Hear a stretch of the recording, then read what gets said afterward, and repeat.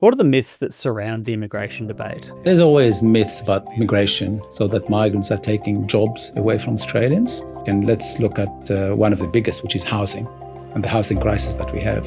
And just to look at really the perhaps the critical period of 21, 23, when we did not have a lot of migrants arrivals in Australia because we had lockdown, almost complete lockdown. Even during those years, we still had problems with housing. We still had problems with rental.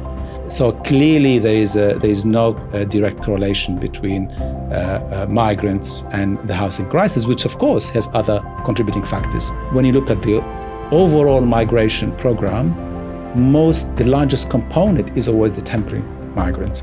Those kind of arrivals tend to live in small flats, they crowded, sharing, etc., to reduce cost.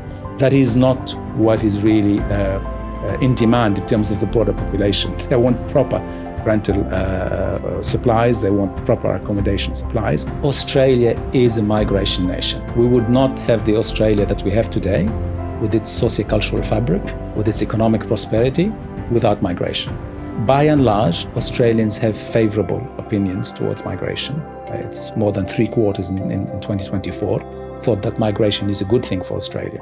It's only when migration becomes weaponized politically that we have a conversation that becomes driven by disinformation, by things that have nothing to do with migration as we know it in terms of either systems and technical infrastructure, or migration that impacts social, cultural, and economic domains. The main thing to remember that migration doesn't lead to more security threats, is not the main contributor to some of the key challenges that we have in our society, including housing, for instance, or unemployment or inflation. But it needs still to be able to be debated, and people need to be able to articulate their views on migration.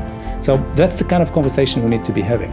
What does our economy require that migration programs can actually contribute to?